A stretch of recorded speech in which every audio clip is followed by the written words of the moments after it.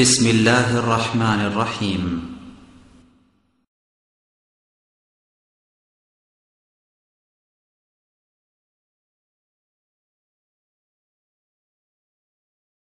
الحمد لله نحمده ونستعينه ونستغفره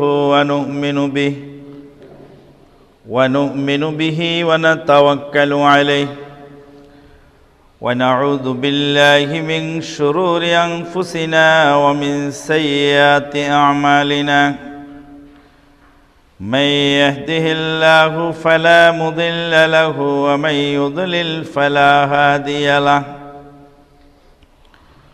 وأشهد أن لا إله إلا الله وحده لا شريك له وأشهد أن محمدا عبده ورسوله صلى الله عليه وسلم الذي أرسله بالحق بشيرا ونذيرا وداعيا إلى الله بإذنه وسراجا منيرا أما بعد فإن خير الحديث كتاب الله وخير الهدي هدي محمد صلى الله عليه وسلم وشر الأمور محدثاتها وكل محدثة بدعة وكل بدعة ضلالة وكل ضلالة في النار. أما بعد فقد قال الله تبارك وتعالى في الكلام المجيد والفرقان الحميد بعد أعوذ بالله من الشيطان الرجيم يا أيها الذين آمنوا اتقوا الله حق تقاته ولا تموتن إلا وأنتم مسلمون يا أيها الناس اتقوا ربكم الذي خلقكم من نفس واحدة وخلق منها زوجها وبث منهما رجالا كثيرا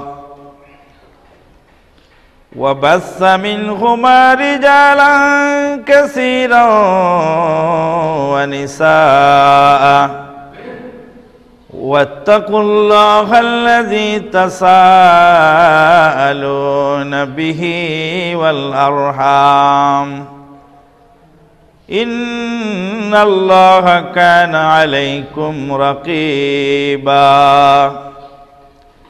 يا أيها الذين آمنوا اتقوا الله وقولوا قولا سديدا يصلح لكم أعمالكم ويغفر لكم ذنوبكم ومن يطع الله ورسوله فقد فاز فوزا عظيما. وقال تعالى يا أيها الناس اعبدوا ربكم الذي خلقكم والذين من قبلكم لعلكم تتقون.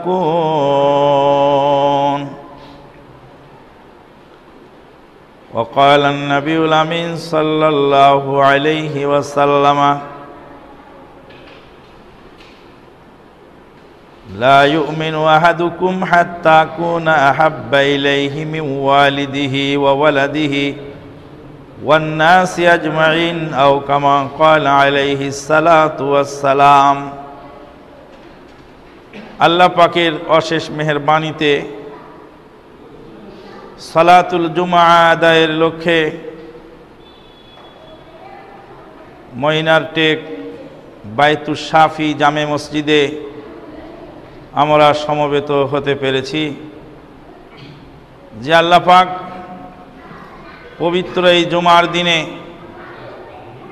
জুমার সালাত আদায়ের জন্য তার পবিত্র ঘরে আমাদেরকে সমবেত হওয়ার তৌফিক দান করলেন, তারই বারগাহে শুকরিয়া জানাই আলহামদুলিল্লাহ। নবী মুহাম্মদুর রাসূলুল্লাহ সাল্লাল্লাহু আলাইহি ওয়াসাল্লামের প্রতি জানাই অগণিত অসংখ্য দরুদ ও সালাম। আল্লাহুম্মা সাল্লি আলা মুহাম্মাদিন ওয়া আলা আলি মুহাম্মাদ কামা সাল্লাইতা আলা ইব্রাহিম ওয়া আলা আলি ইব্রাহিম ইন্নাকা হামিদুম মাজিদ। আল্লাহুম্মা বারিক আলা মুহাম্মাদিন ওয়া আলা আলি মুহাম্মাদ কামা বারাকতা আলা ইব্রাহিম ওয়া আলা আলি ইব্রাহিম ইন্নাকা হামিদুম মাজিদ। সমবেত মুসল্লিয়ানে কেরাম, আজকের আলোচ্য বিষয় নাস্তিক্যবাদ ও ইসলাম। পাশাপাশি সাময়িক প্রেক্ষাপটকে কেন্দ্র করে ভাষা আন্দোলন সম্পর্কেও কিছু কথা খুতবার মধ্যে থাকবে ইনশাআল্লাহ। নাস্তিক্যবাদ ও ইসলাম। নাস্তিক্যবাদের মূল থিম বা মৌলিক বক্তব্য দুইটি। প্রথম বক্তব্য হলো সৃষ্টিকর্তা বলে কেউ নাই, মানুষ ন্যাচারাল প্রাকৃতিকভাবে মহাবিস্ফোরণের মাধ্যমে এই পৃথিবী সৃষ্টি হয়েছে, মানব জাতি তথা সমস্ত মাখলুকাত সৃষ্টি হয়েছে। আল্লাহ পাক বলছেন, ইয়া আইয়ুহান নাসু উবুদু রাব্বাকুমুল্লাযী খালাকাকুম, হে মনুষ্য জাতি, তোমরা ইবাদত করো সেই রবের যেই রব তোমাদেরকে সৃষ্টি করেছেন। সৃষ্টি যখন আছে, স্রষ্টা থাকবে। আরবের জনক বেদুইনকে জিজ্ঞেস করা হয়েছিল, সৃষ্টিকর্তা আছে, তার প্রমাণ কি? বেদুইন জবাব দিয়েছিল, আল বারাতু তাদুল্লু আলাল বাঈর ওয়াল আথারু ইয়াদুল্লু আলাল মাসির ওয়াস সামাউ যাতু আবরাজ ওয়াল আরদু যাতু ফিজাজ ওয়াল বিহারু যাতু আমওয়াজ আলা ইয়াদুল্লু আলা লাতিফিল খাবির। পায়ের চিহ্ন দেখে বোঝা যায় এখান দিয়ে লোক গেল, লাদা দেখে বোঝা যায় এখানে উট এসেছিল। উটই না থাকবে তো লাদা আসবে কোত্থেকে? এই বিশাল নক্ষত্র খচিত আসমান, অসংখ্য উর্মিমালা সমৃদ্ধ এই মহাসাগর, অসংখ্য রাস্তায় পথে বিভক্ত এই পৃথিবী, এটা কি এক নিপুণ সুকৌশলী মহান কারুণিক আল্লাহ তাআলার প্রমাণ বহন করে না? ইমাম আবু হানিফা রাহমাতুল্লাহ আলাইহির কাছে আল্লাহর অস্তিত্বের প্রমাণ চাওয়াতে তিনি বলেছিলেন, দাজলা নদীতে, ফুরাত নদীতে মাঝি মাল্লা দাঁড় বৈঠা ছাড়া নৌকা চলে, মাল ওঠানামা করে। এই বিষয়ে আমাকে প্রশ্ন করা হয়েছে, তুমি একটু থামো, আমি তোমার প্রশ্নের উত্তর পরে দিচ্ছি। নাস্তিকেরা বললেন, দাজলা নদীতে, ফুরাত নদীতে মাঝি মাল্লা দাঁড় বৈঠা ছাড়া নৌকা চলে, এবার কেমন কথা? ইমাম আবু হানিফা রাহমাতুল্লাহ আলাইহি বলছেন, মাঝি মাল্লা দাঁড় বৈঠা ছাড়া যদি নৌকা দাজলা নদীতে, ফুরাত নদীতে না চলে, এই বিশাল সূর্য পূর্ব দিগন্ত থেকে পশ্চিম দিগন্তে কোন সত্তা নিয়ে যায়? ইমাম মালিক রাহমাতুল্লাহ আলাইহিকে আল্লাহর অস্তিত্বের প্রমাণ চাওয়া হলে তিনি বললেন, তামাম পৃথিবীর মানুষের ভাষার মধ্যে বৈচিত্র্যতা আছে, ভিন্নতা আছে। কারো ভাষার সাথে কারো ভাষার মিল নেই, একই ভাষার মানুষের আবার কণ্ঠস্বরের মিল নেই। দুনিয়ার শুরু থেকে নিয়ে কিয়ামত পর্যন্ত একজন মানুষের চেহারার সাথে আরেকজন মানুষের চেহারার হুবহু মিল হবে না।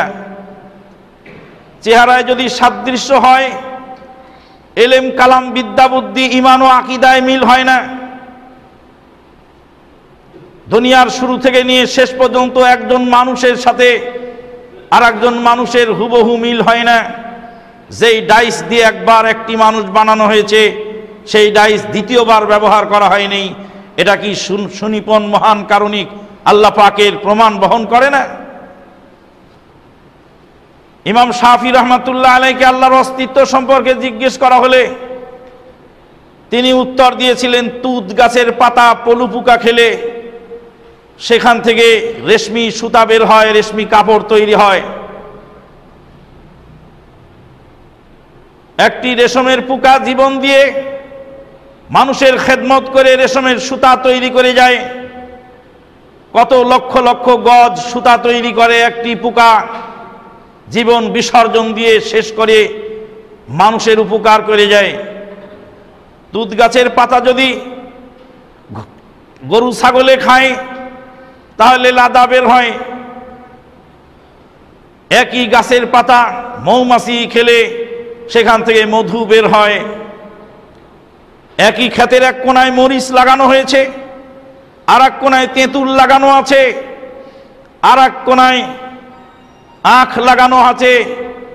এক এক গাছের স্বাদ ভিন্নতা, এক মাটি থেকে আহার্য গ্রহণ করে এটা হচ্ছে ভিন্নতা। এটা কোন মহান কারণিক সৃষ্টি করেছেন একটু দেখলেই তো ক্লিয়ার হওয়া যায়। ইমাম আহমদ বিন হাম্বল রাহমাতুল্লাহ আলাইকে প্রশ্ন করা হয়েছিল আল্লাহর অস্তিত্ব সম্পর্কে।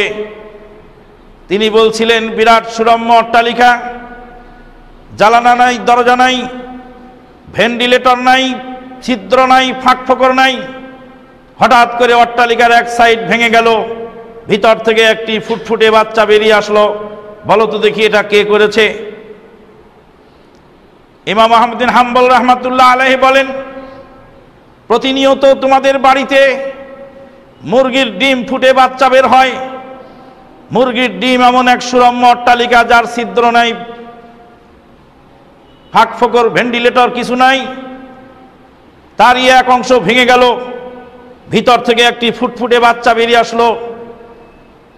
ইউখরিজুল হাইয়া মিনাল মাইয়িতি ওয়া ইউখরিজুল মাইয়িতা মিনাল হাই ওয়া ইউহিল আরদা বা'দা মাউতিহা ওয়া কাযালিকা তুখরাজুন। জিন্দা থেকে মুর্দাকে বের করেন, মুর্দা থেকে জিন্দা বের করেন। সেই মহান কারণিক আল্লাহ পাক এভাবেই তোমাদেরকে আবার পুনরুত্থান ঘটাবেন। কাঁঠাল খেয়ে কাঁঠালের বিচি মাটিতে পুঁতে দিলাম, বিচিটা পচে গেল, মাটিতে মিশে গেল, সেখান থেকে গাছ অঙ্কুরিত হলো, আবার নতুন কাঁঠালের জন্ম হলো। যেই আল্লাহ পাক লাশ মাটিতে মিশে যাওয়ার পরে সেই লাশ থেকে আবার পুনরুত্থান ঘটাবেন, তিনি হলেন স্রষ্টা। মহান আল্লাহ সৃষ্টি করেছেন, সৃষ্টিকর্তা, তার সমর্থনে প্রমাণ ভুরি ভুরি বিদ্যমান। যুক্তির আলোকে কোরআন ও সুন্নাহর দলিলে অনেক প্রমাণ রয়েছে। তার পাশাপাশি সমকালীন বিশ্বের একজন পণ্ডিত, নাম ছিল তার ডক্টর মোহাম্মদ নসিম। ডক্টর মোহাম্মদ নসিম আল্লাহর অস্তিত্বে বিশ্বাসী নন। তদানীন্তন কালের পাক ভারত উপমহাদেশের বিশিষ্ট আলেমে দ্বীন মাওলানা আব্দুল্লাহ আল কাফি আল কুরাইশি রাহমাতুল্লাহ আলাইহি, তার সাথে ডক্টর নাসিমের কথা হচ্ছিল। ডক্টর নাসিম অনেক বিদ্যা জানেন। মাওলানা আব্দুল্লাহ আল কাফি আল কুরাইশি সাহেব বললেন, ডক্টর নাসিম, তোমাকে আমি একটি প্রশ্ন করব, বলো তো দেখি মুরগি আগে জন্মেছে না ডিম? তখন ডক্টর নাসিম বললেন মুরগি আগে জন্মেছে। বলে ডিম ছাড়া তো মুরগি হয় না, তো প্রথম মুরগিটাকে সৃষ্টি করলো? এমনি এমনি হয়ে গেল। বলছে না, ডিম ছাড়া মুরগি হয় না।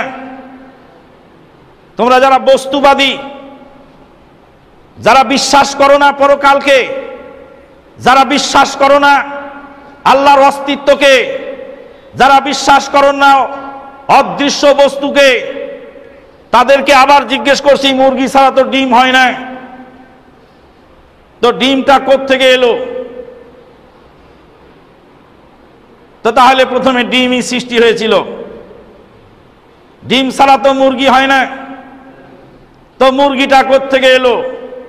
তাহলে মুরগিটাই আগে আসছিল। মুরগি ছাড়া তো ডিম হয় না, ডিম কোত্থেকে এলো? এই প্রশ্ন করতে করতে পরিশেষে এক জায়গায় গিয়ে থেমে গেলেন। ডক্টর নসিমকে মাওলানা আব্দুল্লাহ আল কাফি সাহেব বললেন, তুমি যেখানে থেমে যাও সেখানে আমার জবাব। তিনি হলেন আমার আল্লাহ। মুরগি আগে জন্মেছে না ডিম নামক একটি বই আছে বাজারে, বাংলাদেশ জমিয়াতে আহলে হাদিসের দপ্তরে খুঁজে নিয়ে আপনারা সেটা পড়বেন। বলতেছিলাম যে মানুষ আল্লাহর অস্তিত্বকে স্বীকার করে না। যারা সুফিবাদে বিশ্বাসী তারা বলছে যারে দেখি নেই নয়নে তারে ভজিব কেমনে, যাকে দেখা যায় না তাকে আমি বিশ্বাস করব কেন? অথচ সেই লোক জীবনে তার পিঠটা ঠিক মতো দেখতে পারেনি, তার মাথাটা যদি তাকে দেখতে বলা হয় ঠিক মতো দেখতে পায়নি। পিতাকে স্বীকার করেন, জন্মদাতা পিতা সম্পর্কে দলিল চাইলে তিনি দলিল দিতে পারবেন না। এখানেই রয়েছে আমাদের আকীদা ও বিশ্বাস। আলিফ লাম মিম যালিকাল কিতাবু লা রাইবা ফি হুদাল লিল মুত্তাকিন আল্লাযীনা ইউমিনুনা বিল গায়ব ওয়া ইউকিমুনাস সালাত। অদৃশ্যে বিশ্বাস যারা করেন, মুত্তাকিনদের প্রথম পরিচয় হলো সেখানে। আল্লাহর অস্তিত্ব সম্পর্কে অনেক প্রমাণ রয়েছে যা খুতবার মধ্যে বিশদ ব্যাখ্যা করা সম্ভব নয়। নাস্তিকবাদের দ্বিতীয় থিম বা দ্বিতীয় বক্তব্য হলো পৃথিবীর সব মানুষ সমান। আল্লাহ পাক বলছেন, আউযু বিল্লাহি মিনাশ শাইতানির রাজীম আহুম ইয়াকসিমুনা রাহমাতা রাব্বিকা ওয়া নাহনু কাসামনা বাইনাহুম মাঈশাতাহুম ফিল হায়াতিদ দুনিয়া ওয়া রাফা'না বা'যাকুম ফাওকা বা'যিন দারাজাত লিয়াত্তাখিযা বা'যুকুম বা'যান সুখরিয়া ওয়া রাহমাতু রাব্বিকা খায়রুম মিম্মা ইয়াজমাউন আহুম ইয়াকসিমুনা রাহমাতা রাব্বিক। ওরা কি তোমার রবের রহমত কি সমানভাবে ভাগ করতে চায়? হাতের আঙ্গুল তো 5টি সমান নয়। লাঠিটা ধরার সময় 4 আঙ্গুল একদিকে আর 1 আঙ্গুল একদিকে, এটার নাম বুড়ো আঙ্গুল। এটা আমাদের দেশে দেখালে রাগ হয়ে যায়, আর বহির্বিশ্বে এটা দেখালে এটা খুব ভালো। কোনো জিনিস ভালো হলে এটা দেখা এইভাবে। এটার নাম বুড়ো আঙ্গুল। বুড়ো আঙ্গুল একদিকে থাকে আর 4 আঙ্গুল একা একদিকে, 4 নওজোয়ান একদিকে আর 1 বুড়ো একা একদিকে। ধরছেন, 4 নওজোয়ান দিয়ে ধরেন, লাঠিটা ছুটানো সহজ হবে। কিন্তু 3টা যদি কেটে ফেলানো হয়, এই 2টা দিয়েও যদি ধরে তাহলে ছুটানো যাবে না সহজে। এক সাইডে একজন আর এক সাইডে 4 জন। হাতের আঙ্গুল আল্লাহ সমান করেন নেই, মানুষকে আল্লাহ সমান করেন নেই। পৃথিবীর মানুষ সমান হতে পারবে না। পৃথিবীর সব মানুষ যদি কোটিপতি হয়ে যায়, তাহলে এই কোটিপতিদের খেদমতের জন্য বিল্ডিং বানানোর জন্য রাজমিস্ত্রি দরকার, গাড়ি চালানোর জন্য ড্রাইভার দরকার, বাড়িতে হাউসমেট দরকার। তারা কে কোন কাজ করবে? তাদের যদি অভাব না থাকবে, সে আপনার বাড়িতে থাকবে কেন? পৃথিবীর সব মানুষ যদি গরিব হয়ে যায়, কর্মস্থল কোথায় পাবে? কাজ করবে কোথায়? খাবে কোত্থেকে? আল্লাহ পাক বলছেন আহুম ইয়াকসিমুনা রাহমাতা রাব্বিক, ওরা কি তোমার রবের রহমতকে ভাগ করতে চায়? ওয়া নাহনু কাসামনা বাইনাহুম মাঈশাতাহুম, আমি তাদের জীবন জীবিকাকে বন্টন করে দিয়েছি। ওয়া রাফা'না বা'যাহুম ফাওকা বা'যিন দারাজাত, এক দলকে আরেক দলের উপরে প্রাধান্য দিয়েছি। লিয়াত্তাখিযা বা'যুহুম বা'যান সুখরিয়া, যাতে একে অপরকে কাবু করে তার পাওনাটা আদায় করতে পারে। কোটিপতি মানুষ, সে মানুষ অসহায় তার গাড়ির ড্রাইভারের কাছে। ড্রাইভার যদি তাকে মধ্য রাস্তায় ফেলে দিয়ে চলে যায়, তার কিছুই করার নাই। কোটি কোটি টাকার ব্যবসা করেন, তার গায়ের মধ্যে ক্ষমতা নাই। একজন অসহায় কুলির কাছে, তিনি জিম্মি, কুলির অপেক্ষায় বসে আছেন।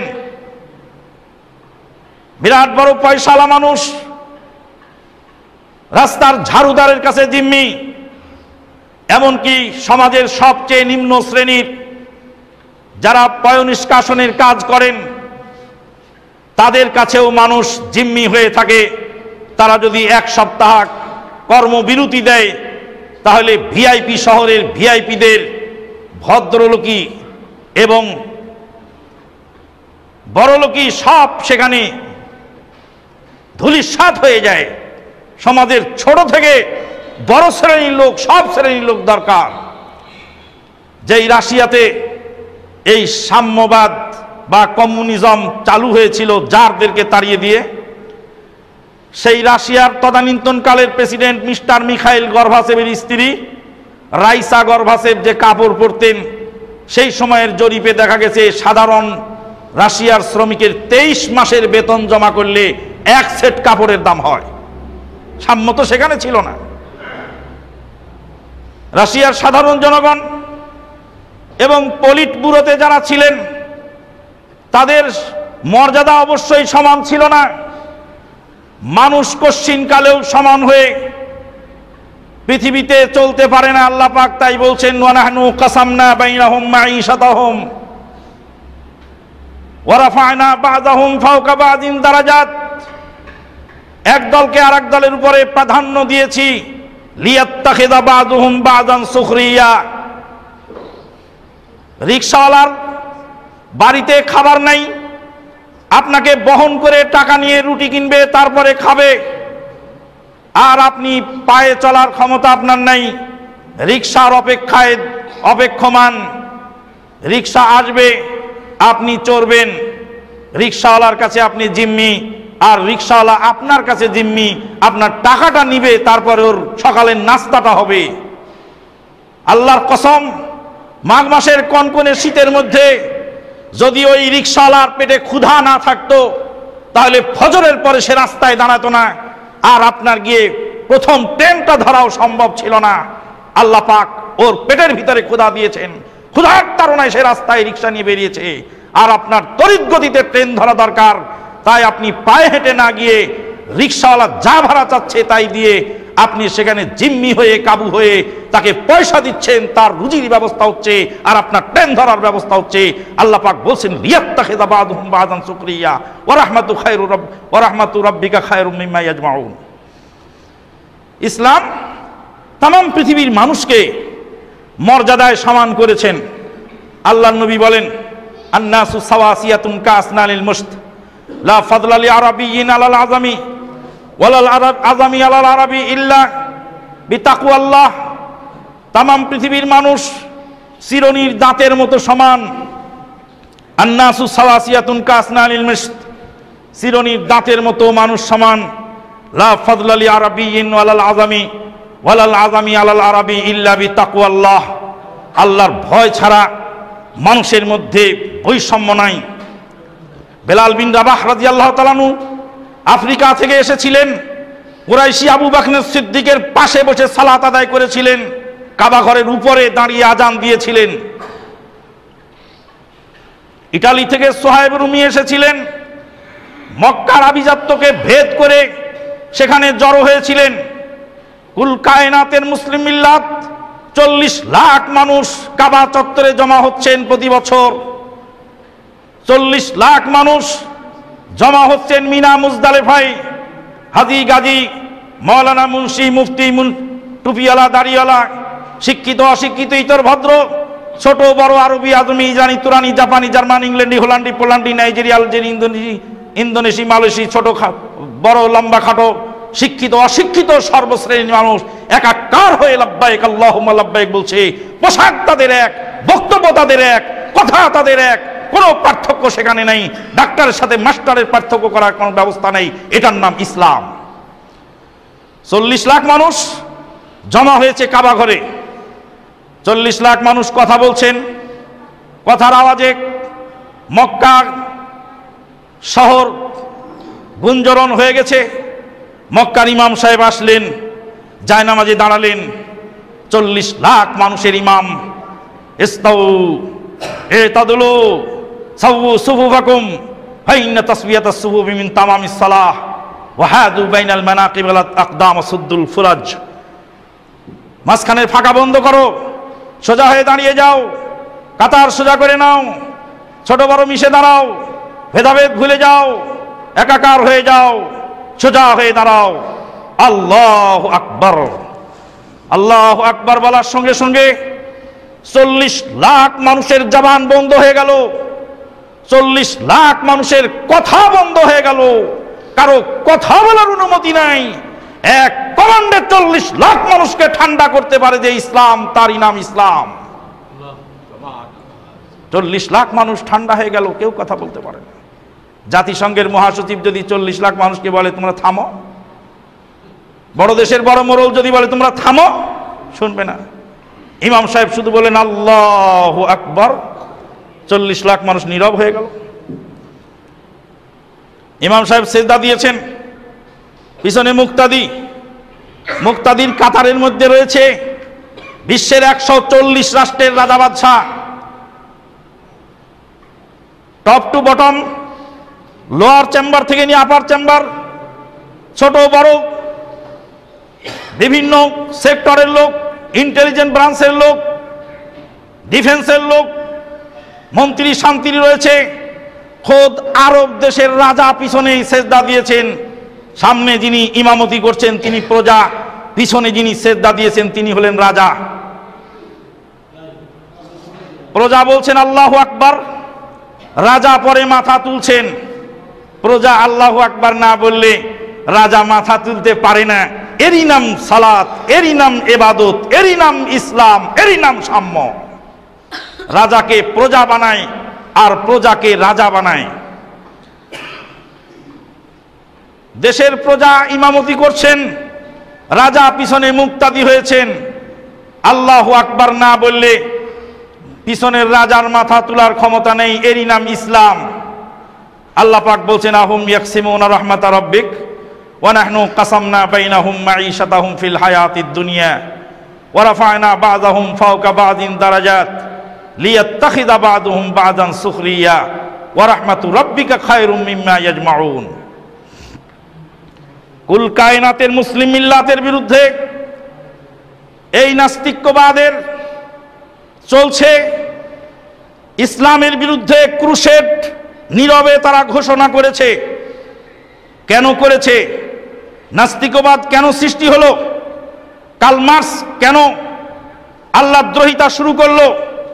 তার প্রেক্ষাপট যদি আপনি যাচাই করেন সেখানে গিয়ে দেখতে পাবেন সেখানে নির্যাতন করেছিল ধর্মযাজকেরা।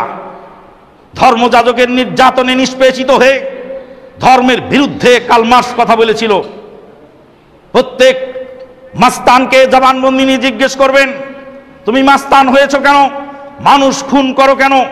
ভিতরে তার একটি বিরাট দাগ রয়েছে, ভিতরে তার একটি চাপা ক্ষোভ রয়েছে, যেই ক্ষোভের কারণে সে ক্রাইমে জড়িত হয়ে পড়েছে। আল্লাহ পাক বলছেন ইন্না কাসীরাম মিনাল আহবারি ওয়ার রুহবান ইন্না কাসীরাম মিনাল আহবারি ওয়ার রুহবানি লা ইয়াকুলুনা আমওয়ালান নাসি বিল বাতিল ওয়া ইয়াসুদ্দুনা আন সাবিলিল্লাহ ওয়াল্লাযীনা ইয়াকনিজুনা আয-যাহাবা ওয়াল ফিদ্দাতা ওয়া লা ইউনফিকুনা ফাবাশশিরহুম বিআযাবিন আলীম। ইন্না কাসীরাম মিনাল আহবার। আহবার বলা হয় ধর্মযাজক, যারা ধর্মের কথা বলে কিন্তু আমল নেই, কুরআন হাদিসের কথা বলে কিন্তু আমল নেই, তারা হলো আহবার। ওয়ার রহবান, রহবান বলা হয় ধার্মিক লোক, বৈরাগী, সন্ন্যাসী, যারা ধর্ম পালন করে কিন্তু এলেম নাই, এলেম নাই, ধর্ম পালন করে। আর এলেম আছে, ধর্মের উপর চলে না, তারা হলো আহবার। ইন্না কাসীরাম মিনাল আহবারি ওয়ার রহবান লা ইয়াকুলুনা আমওয়ালান নাসি বিল বাতিল। অবৈধভাবে মানুষের সম্পদ লুটে খায়। মানুষের সম্পদ কিভাবে লুটে খাচ্ছে এদেশের পীরতন্ত্র, ঠাকুরতন্ত্র আপনারা আমরা লক্ষ্য করে দেখি। একজন পীরের ব্যক্তিগত নজরানা 26 লাখ। পীরের ব্যবসা বিনা পুঁজির ব্যবসা, ট্রেড লাইসেন্স লাগে না, দুদকে ধরে না, এটার কোনো হিসাব লাগে না, ইনকাম ট্যাক্স লাগে না। পীরের মাজারে বেলচা দিয়ে টাকা তুলে তারপরে বস্তা ভরে নিয়ে যাওয়া হচ্ছে, ব্যাংকে মেশিন দিয়ে গণনা করা হচ্ছে, অথচ পাশেই দুস্থ মানবতা না খেয়ে মরছে। পীরদের জাকাত লাগে না, পীরদের ইনকাম ট্যাক্স লাগে না, এটা চলছে ধর্মের নামে ব্যবসা। মাদ্রাসার তালেব ইলম চাকু হাতে করে বেরিয়ে গেল, আপনার গরুটা জবাই করে দিল, চামড়াটা নিয়ে চলে গেল মাদ্রাসায়। গরিব দুঃখী মানুষ এলাকার খাবে কি? গরিব দুঃখী মানুষ খেতে পাচ্ছে না, সেখানে মানুষের টাকা লুটে নিয়ে ওয়াজ মাহফিলের নামে 50,000 টাকা এক বক্তার বাজেট। 1 ঘন্টা ধর্মের কথা বলে 50,000 টাকা নিতে হবে, এটা এই আয়াতেরই, এই আয়াত তার প্রতি ইঙ্গিত দিচ্ছে। ইন্না কাসীরাম মিনাল আহবারি ওয়ার রহবান লা ইয়াকুলুনা আমওয়ালান নাসি বিল বাতিল। রিকশাওয়ালা ঘাম ঝরছে, সে রিকশাওয়ালা 10 টাকা চাঁদা দিল, বিশাল বড় ওয়াজ মাহফিল হবে, 1 ঘন্টা বক্তৃতা করলে 50,000 টাকা বক্তাকে দিতে হবে। মানুষের টাকা লুটে খাচ্ছে, চুষে খাচ্ছে, আল্লাহ যে বলছেন এটা তার জ্বলন্ত প্রমাণ।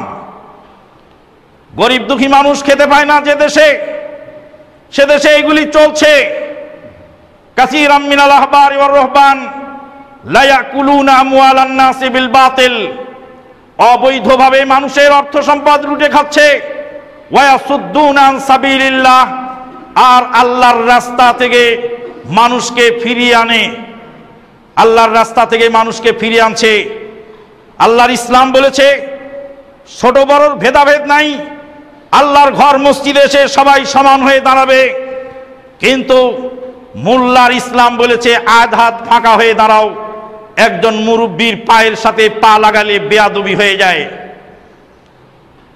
মসজিদে নববীতে আমি আমানুল্লাহ নামাজ পড়তেছিলাম, দ্বিতীয় কাতারে বসেছিলেন মদিনা ইউনিভার্সিটির vice chancellor doctor Saleh Abdullah Al Ubaid. সালাম ফিরানোর পরে পিছনের দিক তাকিয়ে দেখছি মদিনা ইউনিভার্সিটির vice chancellor doctor Saleh Abdullah Al Ubaid পিছনের কাতারে বসে আছেন। আমি বললাম তাফাদ্দাল ইয়া শায়খানা, সামনের দিকে আসুন। বললেন হাযা লা ইয়াজুজ, হাযা মামনু। বলে এটা চলবে না। কেন? আপনি মুরব্বী মানুষ, আপনাকে সম্মান দিলাম, এরা চলবে না কেন? বলে আমি মুরব্বী হলাম কি করে? আপনি তো মদিনা ইউনিভার্সিটির ভাইস চ্যান্সেলর। ইন্নামা আনা তুআইলিম, আমি হলাম ন্যূনতম একজন ছাত্র। তিনি জবাব দিলেন এটা মসজিদে নববী, এটা মদিনা ইউনিভার্সিটি নয়। মদিনা ইউনিভার্সিটিতে যখন আমি ঢুকবো তখন আমার ভাইস চ্যান্সেলরের চেয়ারে আমি বসবো। আমার বাপ যদি সেখানে আসে দর্শনার্থীর চেয়ারে বসবেন, আমার চেয়ার সেখানে ছাড়া হবে না। কিন্তু আল্লাহর ঘর মসজিদে এসে পৃথিবীর কোন মানুষের ভিতরে পার্থক্য করা যাবে না। তুমি আগে এসেছো, আগের কাতারে দাঁড়াবে, আমি পরে এসেছি, পরের কাতারে দাঁড়াবো। আল্লাহর দরবারে রিলিফ ভিখারি হয়ে আমি এসেছি। আমি জানি না আমার দাগে কবুল হয়েছে না তোমার দাগে কবুল হয়েছে। এটা তো সেই মসজিদে নববী যেখানে আফ্রিকার কেনা গোলাম বেলাল বিন রাবাহ এসে আবু বকর সিদ্দিকের পাশে জায়গা করে দাঁড়িয়েছিলেন, বসেছিলেন। এই সাম্য ইসলাম আমাদেরকে শিক্ষা দিয়েছে। আজকে কি হচ্ছে? আল্লাহ বলেছেন মিলে মিলে দাঁড়াও, মক্কার ইমাম বলছেন মিলে মিলে দাঁড়াও, নবী বলছেন মিলে মিলে দাঁড়াও, মোল্লা বলছেন আধা আধা ফাঁকা ফাঁকা হয়ে দাঁড়াও।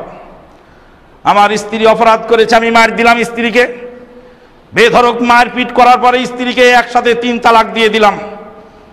স্ত্রীকে একসাথে 3 তালাক দিলে তালাক একটি হয়, 3 তালাক একসাথে হয় না।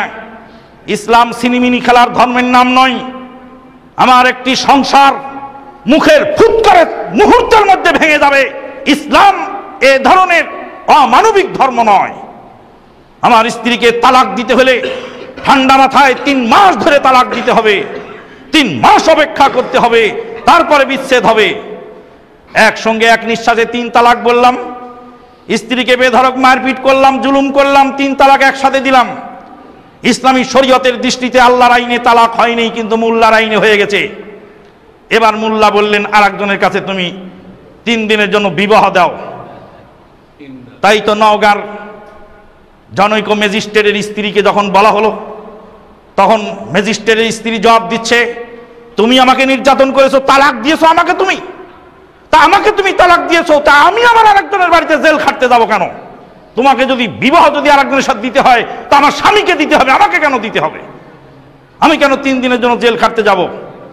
3 দিনের জন্য বিবাহ দিয়ে দেওয়া হলো। বিবাহ দিয়ে দেওয়ার পরে তারপরে 3 দিনের মাথায় ম্যাজিস্ট্রেটের স্ত্রী ওই লোক আর ছাড়লো না, বললো যে না আমি রেখে দেবো, আমি আর ছাড়বো না। ম্যাজিস্ট্রেটের সংসার ভেঙে গেল।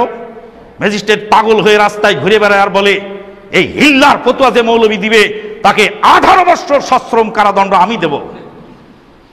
বন্ধুগণ, এটা হলো নির্যাতন। আল্লাহর আইনে বলেনি, মোল্লার আইনে বলেছে। আপনার স্ত্রী মারা যাবে, আপনার স্ত্রীকে আপনি কোলে করে আপনার স্ত্রীর মুখে আপনি পানি দেবেন, গ্লুকোজ দেবেন, ডাবের পানি খাওয়াবেন, শরবত খাওয়াবেন, জীবনের শেষবারের মতো আপনার স্ত্রীকে আদর করে সমাদর করে দুনিয়া থেকে বিদায় দিবেন। আপনার স্ত্রীকে মনের মাধুরী মিলিয়ে আপনি নিজ হাতে সাবান শ্যাম্পু দিয়ে গোসল করিয়ে কাফনে জড়িয়ে কবরে রাখবেন। এটা হলো ইসলামী শরীয়ত। আল্লাহ নবী বাকিউল গারকাত থেকে ফিরে আসলেন। ফিরে এসে মা আয়েশা সিদ্দিকার মাথা ব্যথা। মা আয়েশা সিদ্দিকাকে বললেন, আয়েশা তোমার যদি মৃত্যু আজকে হয়ে যায়, তাহলে আমি নবী তোমাকে গোসল করাবো, কাফন পরাবো, নিজ হাতে কবরে রাখবো। আলী ইবনে আবি তালেবের স্ত্রী ফাতেমাতুজ জাহরা ইন্তেকাল করলেন। আলী ইবনে আবি তালেব নিজ হাতে গোসল করালেন। আলী ইবনে আবি তালেব নিজ হাতে ফাতেমাতুজ জাহরাকে গোসল করিয়ে কাফনে জড়িয়ে কবরে রাখলেন। আবু বকর সিদ্দিক ইন্তেকাল করলেন। আবু বকর সিদ্দিকের স্ত্রী আসমা বিনতে উমাইস রাদিয়াল্লাহু তাআলা আনহা নিজের স্বামীকে নিজ হাতে মনের মাধুরী মিলিয়ে গোসল করিয়ে আদর সোহাগ করে যত্ন করে কাফনে জড়িয়ে বিদায় দিলেন। মোল্লা বলে দিয়েছে তোমার স্ত্রী মরে যাওয়ার সাথে সাথে হারাম হয়ে গেছে, তোমার স্ত্রীকে দেখা হারাম। মোল্লা ধরে টেনে নিয়ে চলে গেল ওই লোককে। যে লোকের স্ত্রী মৃত্যুর যন্ত্রণায় কাতরাচ্ছে, মোল্লার আইনে তাকে ধরে নিয়ে চলে গেল। এটার নাম হলো নির্যাতন, এটার নাম হলো নিষ্পেষণ। স্বামী মরে গেলে স্ত্রী হারাম হয়ে যায়, স্বামী মরে গেলে স্ত্রী হারাম হয়ে যায়, স্বামী মরে গেলে স্ত্রীর জন্য স্বামী হারাম হয়, স্ত্রী মরে গেলে স্বামীর জন্য হারাম হয়। অতএব দেখাও হারাম। যদি বিনীত স্বরে জিজ্ঞেস করি, মোল্লাজি দেখা তো হারাম, কিন্তু স্ত্রী রেখে যাও মালগুলি খেতে লাগে বড় আরাম। আমার স্ত্রী মারা গেলেন, আমার জন্য হারাম, তাই আমি আমার স্ত্রীকে, মুর্দা স্ত্রীকে এক নজর দেখার সুযোগও পেলাম না। কিন্তু স্ত্রী যে মাল রেখে গেলেন, সে মালের মিরাজ কি করে হলাম আমি? যাকে দেখা হারাম হয়ে গেল, তার মালটা খাওয়া হালাল হলো কি করে? আমি যদি মারা যাই, আমার স্ত্রী যদি আমাকে এক নজর দেখতে না পারে, হারাম হয়ে যায়, বিবাহ বিচ্ছেদ হয়ে যায়, সম্পর্ক ছিন্ন হয়ে যায়। সম্পর্ক ছিন্ন হলো, তা আমার রেখে যাওয়া মালের উত্তরাধিকার সে কি করে পায়? এর নাম হলো মানুষের তৈরি ধর্ম।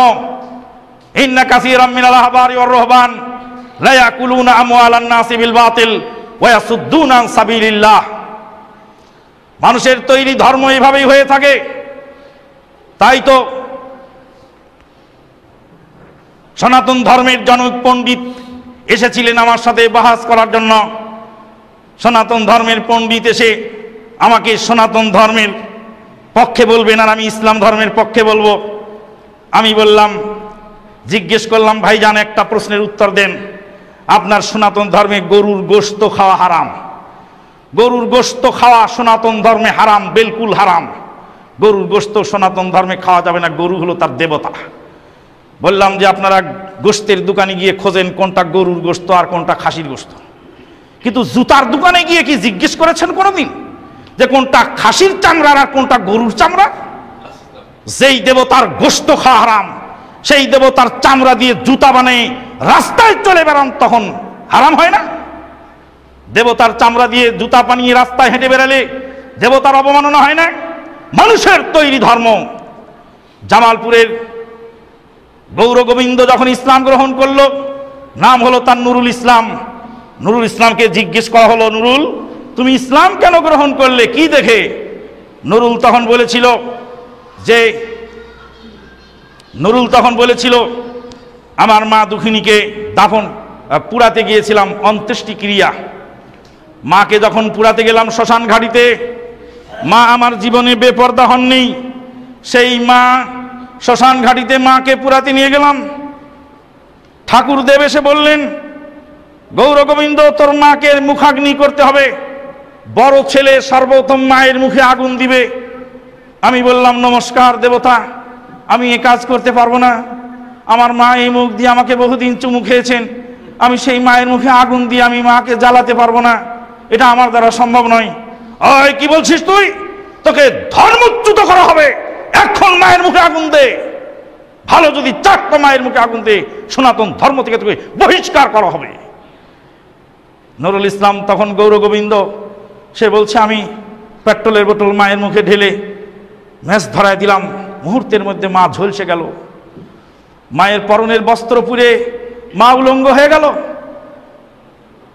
20-25 জন যুবক লাঠি হাতে করে আমার মাকে পিটতে লাগলো। আগুনের তোড়ে মা পুড়ছে, মায়ের মাথা ফুটলো, মায়ের চামড়া জ্বলল, মায়ের পরনের বস্ত্র জ্বলে গেল। উলঙ্গ অবস্থায় মা আগুনের মধ্যে পুড়তে লাগলো। যেই মাকে জীবনে কোনোদিন মানুষ দেখতে পায়নি, সেই মার উলঙ্গ বিভৎস চিত্র অগণিত যুবকের সামনে আগুনে দাউ দাউ করে পুড়ছে দেখে আমার মন অস্থির হয়ে গেল। আমি শ্মশান ঘাটির কিনারে যাই বললাম, ভগবান এটা তোমার ধর্ম নয়, যেই ধর্মে মানবতা নাই, যে ধর্মে মানুষ মরে যাওয়ার পরে হিংস্রভাবে তাকে আগুন দিয়ে পুরানো হয়, যেই ধর্মে মানুষ মরে যাওয়ার পরে তার শালীনতা বোধ কিছু থাকে না, ছেলের সামনে উলঙ্গ হয়ে তাকে পুড়তে হয়, এটা কোনো ধর্ম নয়। ভগবান আমি সঠিক ধর্ম খুঁজে বেড়াই। নুরুল ইসলাম চলে গেল। তার এক বন্ধু মুসলিম, তার মা মারা গেল। তার মাকে গরম পানি দিয়ে সাবান শ্যাম্পু দিয়ে পর্দা ও শালীনতার সাথে গোসল করিয়ে কাফনে জড়িয়ে সুন্দর করে তাকে কবরে রাখা হলো। নুরুল ইসলাম গোরস্থানের মধ্যে দাঁড়িয়ে, গৌর গোবিন্দ গুরুস্থানের মধ্যে দাঁড়িয়ে বলল, আশহাদু আল্লা ইলাহা ইল্লাল্লাহু ওয়া আশহাদু আন্না মুহাম্মাদার রাসূলুল্লাহ। এটাই সঠিক ধর্ম, যেই ধর্মে মানুষের শালীনতা আছে। বলতেছিলাম, কার্ল মার্ক্সের মায়ের উপরে যখন পাশবিক নির্যাতন চালানো হলো, ধর্মযাজকদের কাছে যাওয়া হলো বিচারের জন্য। ধর্মযাজকরা বললেন, দেশের রাজা ইচ্ছা করলে দেশের যে কোনো মানুষকে ইউজ করতে পারে। কার্ল মার্ক্স বলল, এটা ধর্ম? বলে, হ্যাঁ এটা ধর্ম। এই ধর্মের বিরুদ্ধে সারা জীবন আমার আন্দোলন চলবে। তাই তো শুরু হলো নাস্তিক্যবাদ। নাস্তিক্যবাদ আজকে সমাজে চলছে। নাস্তিকেরা কি করতে যাচ্ছে আপনারা সব দেখতে পাচ্ছেন। নাস্তিকেরা কি করছে তা সব দেখতে পাচ্ছেন। আপনাদের আমাদেরকে সজাগ হতে হবে।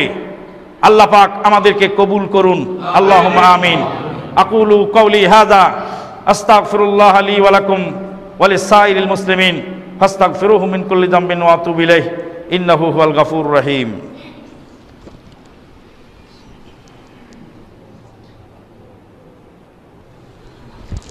আলহামদুলিল্লাহ আলহামদুলিল্লাহি কাফা ওয়া সালামুন আলা ইবাদিহিল্লাযীনা ইসতাফা, আম্মা বা'দ, ফাআউযু বিল্লাহি মিনাশ শাইতানির রাজীম।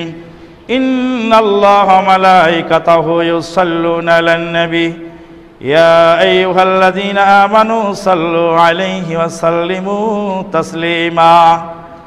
আল্লাহুম্মা সাল্লি আলা মুহাম্মাদিন ওয়া আলা আলি মুহাম্মাদ كما صليت على إبراهيم وعلى آل إبراهيم إنك حميد مجيد.